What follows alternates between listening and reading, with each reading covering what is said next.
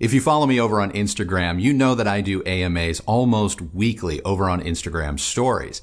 And every time I do, I get dozens of requests asking me to put together a variety of systems for you all to just go out and get. Well, asking ye shall receive, because here are 3 complete systems under $1,000 that I would personally buy.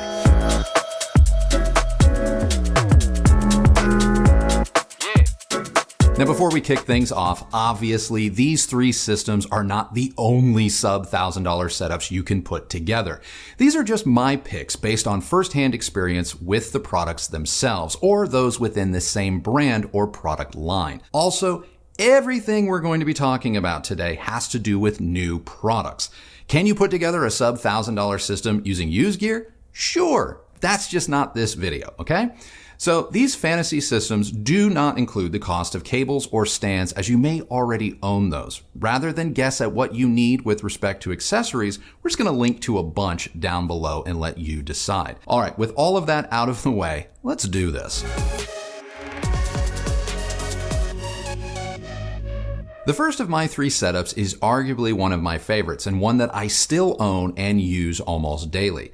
Here we are some 2 years later, and I still think the KANTO YU6 is a great set of powered speakers that you can build a solid 2-channel setup around. You don't even need additional equipment. A pair of YU6s with your smartphone and a Bluetooth connection, and you're done. While I could easily stop there, I still have over $500 left in my budget. So how would I make this setup better? Well, I'd add one of 3 turntables, starting with the U-Turn Orbit Plus. I'd pop for the Plus over the Basic because I like the acrylic platter and the upgraded AUDIOPHILE cartridge. The YU6 already has a built-in phono preamp, so we don't need to spend more for a built-in phono preamp from someone else. The Plus represents a solid value and brings the total system cost to $778. You can also add a music streamer in the form of the Andover Songbird at $149 and still be under $1,000. But if you're good with using Bluetooth, the YU6 and the U-Turn Orbit Plus is all you really need. But if I wanted to get a little bit more advanced with this particular setup, I would up my turntable game and get the Fluence RT85 with its included AUDIOPHILE 2M Blue cartridge, which is just hands down better than the U-Turn, though it ups the total system price to $948, which doesn't leave much money for much else. I still believe this is a smart buy because the RT85 represents the line for me with respect to diminishing returns, meaning you have to spend way more on a turntable to audibly best the Fluence. It will no doubt be the last turntable many of you will ever need. The only other table I would look at for this setup is the shockingly good Audio-Technica LP5X, which is a direct drive table similar to my personal reference, the LP140. Now, the reason I'm not including the LP140 is because they are exceedingly difficult to get your hands on, and my LP140 is equipped with the AUDIOPHILE 2M Black cartridge that, when set up, makes it kind of a poor man's Technics rig, but the price of that setup is well over $1,000. So I recommend that you stick with the stock cartridge on the LP5X and just upgrade later. But if you're not into vinyl, I would just pair the YU6 with an Andover Songbird and a pair of KANTO SX22 stands and just call it a day. For my next setup, we are going all in on Cambridge audio. I would scoop up the awesome AXR 100, which is a 100 watt per channel Class AB stereo receiver with built-in DACs, a great phono preamp, and Bluetooth. This type of receiver is not only a great value, but enough to likely last one a good long while, even if they upgrade their speakers or components down the line. So even though it's not what I would consider cheap at $600, it is totally worth it. As for speakers, I would pair with one of 3 options, starting with the super affordable Fluence XL8S bookshelf speakers at $179 a pair. Seriously, don't let their price fool you. These two-way bookshelf speakers are legit and sound oh so good with a wide range of music genres. They even have a surprising amount of bass for how compact they are, not to mention they are front ported, so those of you with smaller spaces will have an easier time with these over comparably priced rear ported speakers. My other speaker options would include either the Q Acoustics 3010 or 3020i bookshelf speakers. Both fit within our budget, with the 3010i coming in at $299 and the 3020i at $349. Both are excellent, so get whatever one you're comfortable with and you have the space for.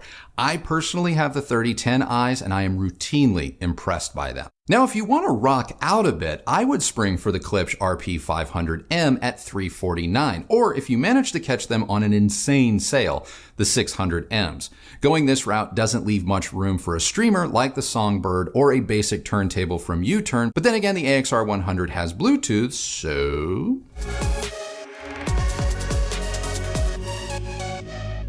For my third sub-$1,000 system, I am going with tower speakers. I'm grabbing a pair of Yamo S809 in black at $359 a pair. That's not a typo. And I don't care what anyone in the press or on YouTube says about the 809. I honestly love them. Are they perfect? No. Do they have neutral frequency response? Nope. But can they sound good? Yes, without a doubt. The biggest drawback to this speaker is that despite being a tower, it doesn't have enough bass to really ground it properly and give certain genres of music that kick that may be needed. So to fix that, let's add a subwoofer. I'm going to go with the matching Yamo S808 at $128. The 808 is a solid sub, provided you don't expect it to lift your home off of its foundation and you adhere to proper subwoofer placement. The 808 has just the right amount of oomph that it calms the S809 tower down a bit and makes performances feel more linear and refined. But if after adding a sub, the S809 is still too lively, we can use the tone controls on the Cambridge Audio AXR85 at $400, which includes a built-in phono preamp as well as Bluetooth. So if you're cool with using your phone or just Bluetooth, the 85 plus the Yamo towers and a sub equals a whole 2-channel setup for under $1,000. The other amp I would consider would be the Aurylic A50, which is a 50 watt per channel Class D amplifier that also has a built-in music streamer, DAC, subwoofer output, analog input, as well as Bluetooth, Wi-Fi, and AirPlay, all for $199.99. But at $199 for the A50, we have $314 left over, which we can spend on the Fluence RT81 and still come in under budget at $936. And because the RT81 already has a built-in phono preamp, we don't need to add anything to the Aurylic A50. So there you have it, 3 complete 2-channel systems that you can pick up today for under $1,000. But I have a feeling Kristi has a few setups up her sleeves, so let's see what extra little goodies she has for you.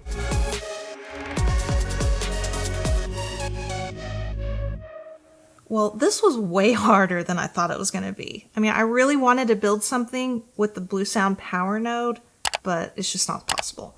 Now, I know you said you weren't going to include things like stands, but if I'm going to win this battle, I had to do so by any means necessary. Hashtag Scorpio.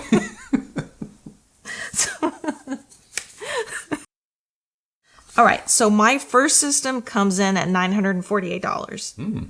For speakers, I chose the KANTO YU Passive. I think that these are awesome speakers, and I actually prefer them to the YU6. Okay. I love the sleek design, and the small size is going to do well in the type of rooms where you're probably looking to or able to spend. Where you're not spending more than $1,000. So I think this is a good place to start. Now, like you, I picked the Cambridge Audio AXR100 at $600. It's no brainer. Yeah. It sounds great with just about everything we've ever put on it. And I think that this is the type of amp that will adapt well if you ever decide to upgrade later. Yeah. Now, with the money I had left over, I'm getting a pair of the KANTO stands at $149. Now, these aren't the ones that you mentioned earlier. Those are a lot more expensive, and they are a great option if you can't afford the solid steel, which is our favorite. But they are more expensive. I actually prefer the ones that I'm recommending, just because I'm completely basing it on design. Now, I've actually seen these stands come in at $99 just very recently, but when I just looked for this video, they were at $149. All right, well, so that's my first system. Okay, you can get all of that for $948. So you're going YU Passives, AXR100, pair of KANTO stands, and for source, you're just saying stream Bluetooth to the AXR100 or use the built-in tuner. Yeah. Okay. All right, so number 2. So my goal here with this one is ease of use. Okay. Now, while I could totally have gone with the YU6 like you did, I actually prefer the Tannoy Gold speakers. I think they sound better. So now, since those are dumb powered speakers, I've chosen the Auralic S50 Pro at $219 so that you can stream your music. Yes. And so you can stop here and have a complete 2-channel system for under $518. I'm not done. Okay. But if you want to play some records, on occasion, you can get the Sony LX310BT. All right. The table is only $219. Again, this is not for hardcore vinyl fanatics, so don't at me. But if you just want to stick your toe in the vinyl waters, this is a good place to start. Yeah. Okay, so Tannoy Gold 5 or 7s, S50 Pro from Auralic, Sony turntable connected to the S50 Pro via Bluetooth. That's a good system. That's a really good system. I'm not going to lie. That would be awesome.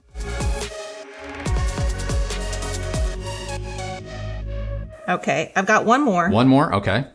So for the last one, I wanted to give just a little bit more of an investment to my speakers. Okay. So I went with some of my favorites, the Monitor Audio Bronze 100s.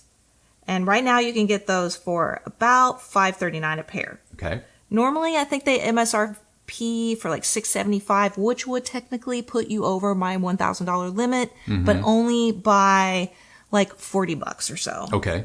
So, I found an awesome bundle with the Sony DH190 receiver and that same Sony record player that I just mentioned in my previous system for less than $350. That's insane. Yeah. So if my monitor bronze are at the current sale price, this system is the cheapest of all three at $889, but just no stands. But I think you would have money left over for some stands at $889. Maybe not the Kantos, but you'd be able to find something. Well, I think with the stands, if I buy the stands with the system, it puts me about $40 over the $1,000 budget. But I still think I win. You put together 3 really nice setups. You really, really did. No, you did good. You did good. Did she do better than me? That's my question of the day. Because the video's over at this point. That's the question of the day. If you like this video, let us know what you think. But my question of the day is, did she do better than me? Did Kristi out Pizza the Hut and beat me at the sub $1,000 systems? Let me know. Let me know. If you like this video, please do give it a thumbs up, like, and subscribe, and go ahead and ring that bell so that you're notified when new videos come out. Obviously, we're going to link to everything down below so you can check it out for yourself. And just know that if you use any of those links, you will be helping to support the channel, and we both really appreciate that. Follow me on Instagram at Recovering Audiophile, and that's it for us today. I can't believe you might have, wow. I worked on this video hard, and then you just kind of just slid in there at the end, and you were like, Kobe with the fade. Anyway, so let's wrap it up. You guys know the drill. The only person who has to like the sound of your system is you. She's never going to stop gloating. So remember, what am I doing? Anyway, yeah, the only person who has to like the sound of your system is you. So thank you so much for watching, and we'll see you on the next video. Bye.